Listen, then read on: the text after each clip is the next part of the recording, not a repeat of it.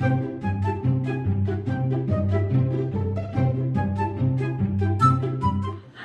people and welcome to First Impressions. This is a vlog series in which I review the first season of a show, and this one's going to be very interesting because normally what the premise of the show is, and it is interesting because this will probably be the first one that comes out. Normally what the premise is that I will be reviewing a show that is beloved and well known by many people, but is known to have a fairly rocky first season. Oftentimes when I go up to my friends and I say, I want to start watching, say, Buffy, everyone's like, get through the first season and it gets better, right? So that's normally what I'm going to be reviewing. However, this time around, Dan suggested this. Hi. I'm joined today by Sheri and Dan the Video Ninja, and he suggested that we watch a show that is actually known for a very strong first season. It was a breakout show, and it's gotten very popular lately. It's kind of had a resurgence, and there's going to be a new season or something? There's a new something. There's a new something in the works, and it is Twin Peaks.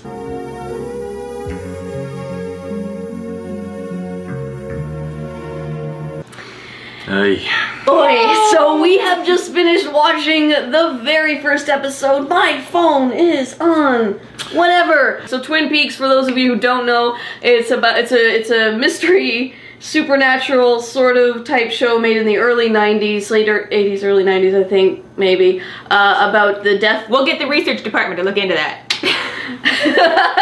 About the death of Laura Palmer in a small town. So it's a murder in a small town, and the whole town is affected by it, and they have an FBI agent come in to help solve it, and you basically found out all the secrets of the town, all of this, all of that, and it's made by David Lynch, which should say a lot. Yeah. Apparently that is the big name. So what's interesting about this is, before we get into the episode, we're all kind of coming from this, from a different standpoint. Both Jen and I have seen the series before. Jen's seen the entire series? Yeah. Okay. Several years ago, so it's not really fresh in my mind. I've yes, you watched the whole seen thing. much of the series, but I kind of stopped when it started getting too weird. Dan might laugh at that now. Oh my god. It gets too weird? Oh weird. no. And then Dan, however, has never seen it before. He was the one that suggested it. I suggested it because, like I said, I've never seen it before, but a lot of people who know me know that I'm a big fan of like really sort of weird stuff, and the Silent Hill series, I think, is where I get most of the people telling me that, you know, I really like the Silent Hill series. Oh, well, it takes a lot of influence from Twin Peaks. I'm like, I've never seen Twin Peaks. You like Silent Hill? You've never seen Twin Peaks? I'm like, all right, fine, I'll watch it. And now that I've seen the first episode, do I ever get what they were coming from. So this is where we're all coming from. So for Jen and I, it's very interesting watching it again. So the first act, but because Dan is our Twin Peaks virgin, he's It's weird saying that. Yeah. So I'm gonna start with you, Dan. So what were your first impressions of the show? I kind of knew what to expect going into it because it has been around for a while now, and it's been, from what I've heard, it's been parodied up and down in reference to, and a lot of stuff has drawn influence through it, like the Silent Hill games. Yeah. So I kind of knew what I was getting into, and at the same time, I still was very caught off guard by it, because the main thing that I take away from the series is that everything, not just the characters, not just the dialogue, not just the story, everything about the show rests in that uncanny valley. Everything about this show is just so subtly close to being bizarre, but just stops shy in that realm where, you know, you can almost grasp, you know, what the director of photography was going for with this shot. Or you can almost think, yeah, this music sort of works in that area. Or you can almost think, okay, that person's obviously upset. She's saying some weird stuff. Yeah. But at the same time, everything in the show, everything! The characters' dialogue, the way they look, the set dressing, the props, the camera, the edit decisions, the music, everything rests in this so uncanny zone. Part of the time I was watching the show, part of the time I was like kind of looking over at Dan like, what's he gonna do? And he's just sitting there like... Yes. And then he looks at his drink. Yeah. Because, I'm a video editor and, I'm a movie junkie and everything. Yeah. So, I look at stuff beyond just the plot and the dialogue and the characters. I look at stuff like how the shots are set up, what music is being used, what sound effects, how long are they going to hold a shot, why they put the actors wait out the end of the hallway and stuff like that. And it's very, it reminded me a lot of Kubrick's stuff, because Kubrick is good at that sort of thing too. Oh, He really, he puts the camera in weird places, he puts his, and it's very Tarantino-ish as well, where he just does weird stuff to sort of draw your attention to it, but... Yeah. All of it works so well because it all stems from that central point of being uncanny as heck, man. Yeah. So plot-wise, before we get into anything else, what happens... Well, it's the first episode, right? It's the pilot. It's an hour and a half long. So this episode will be a bit longer, only because we, with the pilot... We got a lot to unpack. So plot-wise, all that really happens is that the body is discovered, right? It's this small town, they have their routines, they have their secrets, and suddenly this body is discovered upon the beach. So you meet your main characters, you've got the sheriff, who is kind of... Pretty upstanding guy, he's just sort of trying to keep the peace. Yeah. By the way, guys, spoiler warning, we are going to be discussing key plot points, so if you haven't seen the first episode, watch it. If you don't like being spoiled, if you like being spoiled, continue watching. We have, we have the teenagers, which is there's Bobby, who is Laura Palmer's the girl who was murdered, so he's her boyfriend. He's cheating on Laura with this girl named Shelley who works at a diner who has an abusive husband, right? Because, whatever. Yeah. And then you have Laura Palmer's best friend, who is Donna, and then James. Then you have James, the biker dude, who is pro at brooding. The brooding outcast! The brooding outcast who Laura was cheating on Bobby with, right? So everybody cheats on each other, Small town. Teenagers. They're teenagers. I remember. What else are they gonna do? Teenager.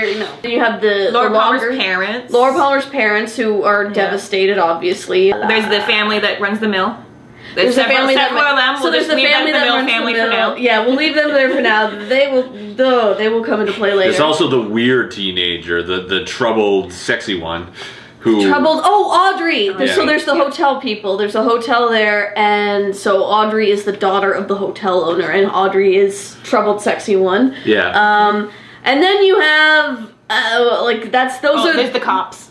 Then there's the cops. There's Lucy, who is the dispatch person. And Andy, who is you wonder, he's one of those people you wonder why he's a cop, because he cries at the crime scenes, he cries everywhere. And then, of course, there is...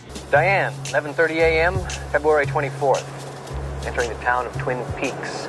5 miles south of the Canadian border, 12 miles west of the state line. Never seen so many trees in my life. Agent Dale Cooper. I love you, Dale Cooper! I could see Agent, as first impressions I had from Agent Dale Cooper were, I think this guy's kind of interesting, and meanwhile these two are giggling like schoolgirls right next to me. Yeah. And it's funny, because normally in a show like this, you get an FBI agent coming in. Normally it is a town of quirky people, an FBI agent comes in, and he's kind of the straight man to all of this. Yeah. And Agent Cooper is none of that. Well, he exudes a lot of confidence, but it's got a lot of ticks to it. He's very competent, that's very clear, he knows what he's doing, but it's still he's just as quirky and odd as everybody else, if not odder, because the people in this town or the sheriff at least is a little weirded out by him at times. Because him, when he was interrogating those kids in the first episode, they were sort of being off-put by his quirkiness, but they're Twin Peaks quirky as well. So they just sort of react to it in the same sort of unrealistic way. You put regular, normal, functioning people in front of him, they would be freaked out. I was freaked out. I did not want this guy interrogating me, because I was just be sitting Even though he was all sunshine and smiles? No! But it was the smile that was so don't He's investigating a murder, and he's smiling and talking about how much he loves the smell of the trees. He likes the simple, pleasant things in life. Yeah. And he can enjoy those, despite there being a horrific murder. So Jen graciously made a a pie so that. Oh yeah, that was the other thing. I said, let's do Twin Peaks night. I'm gonna invite you guys over and we'll do like the first episode on everything like that. Jen's like, I'm bringing pie. I'm Because like, here's the thing, and it's not so much in this episode, No. but it will be in future episodes. Cooper constantly goes on about pie, and then he's eating pie in the diner, and you're just sitting there watching this episode, and you're like, God, I want pie! And you're stuck there with no pie, and he's just it's like the greatest thing in his life, and you're like, I want that pie! I want that pie! R&R diner pie! Yeah, as a sort of leap off point. Jen, what did you think second time around watching this? Oh, I really enjoyed it. Yeah. I really liked, sort of coming back to the characters because it has been several years since I watched it and just being like, oh, wait, I remember this. Oh, I remember them. Oh, I remember them. Oh. Yeah. Even, like, little things that I think I was paying more attention to because, like, it's little detail, like the scene with Leland first getting the phone call in the hotel and you can see The sheriff. pull up Yeah. in the background Yeah. right when the timing called, right when he starts talking to his wife. What's interesting is that never once did the sheriff tell Leland that your his daughter daughter's died. been killed. He just Leland knew. just assumed and then went Well, on I with mean, it, and yeah. the sheriff just okay. His wife is saying we can't find her. The sheriff comes up. Yeah. There was lots of talk also from these two when the show started off during the credits and everything that, you recognize a lot of these characters and everything. And we've all seen a lot of TV shows, especially back then, and there are some characters in it. And, I was sitting there watching, and I'm watching the credits, and I'm like, I don't recognize any of these names. And they're like, well, you might recognize some of their faces. I'm like, no, I don't recognize them. And I see one name that pops up that I actually recognize. And that was, and this is the shitty part, I can't remember what the name was. Piper Laurie. Piper Laurie, yeah. Yeah. Because I recognize her because I love Carrie. Carrie was a great movie, and she was awesome in it. Same with Kyle MacLachlan is Agent Cooper, and I'd seen him in a couple things before I watched Twin Peaks, and it was it's so much more fun watching him here. I feel sorry for him for having well, you said he was in. He's in Agents of S.H.I.E.L.D. right now. Okay, so I haven't seen there you Agents go. of S.H.I.E.L.D., so I don't know. Who's he playing Agents of S.H.I.E.L.D.? He's plays Sky's dad. Yes, he does. Okay, yeah. He's significantly older now, but that is Dale Cooper. So Dan's assessment from this when we finished watching was I need a moment to get my brain in order, but he wants to know. Right? I do want to go through and it's only 2 seasons, so it's not like it's a huge stretch. And I will probably, if not with the two of you, then be bringing. I will be sort of piggybacking on Amanda's series and doing my own set of watching every episode and giving my I thoughts. will join you for every episode. Yeah, okay. You say that, but then you don't know when I'm going to be watching That's these. a lot of pie. Oh, jeez. And apparently it didn't show up at all in the first episode, but apparently there's supernatural aspects of this show. Well, you saw it a bit in the first episode. I don't think I did. If I did, That's okay. Yeah, it was. Okay, it was we won't. really- It was subtle, but it was there. Okay. Anyway, so that's it for episode 1. We will stop here. We're gonna go on to episode 2. So we'll see you guys all next time. I'm going to sign out here. So yeah, I'm going to mentally prepare myself for this because now I know what I'm getting into. Get another drink. Have several drinks actually. Actually, we were playing. Well, they were sort of playing without telling me that we were playing a drinking making up the game. games as we go on. Okay, so That's how we're gonna. drinking games start. You Next make it up as you episode, we go. will finalize the rules, but there are 2 rules so far. Oh. Every time Nadine shows up, take a drink, and every time something weird happens, take a drink. Well, basically because Nadine is weird. It's weird, right? Nadine is the character with the eye patch that was Yeah. talking about the drink. Okay, yes, yeah. The curtain lady, who is I mean, just more like- so than everybody By the third else. time that she showed up in that Nadine, episode, I was not so much weirded out where I was just like, I don't know what the heck you are, and you're pissing me off because I don't know what you are. That's because she's Nadine. yeah. Push the button, Frank. All right. Thanks, guys. Cheers.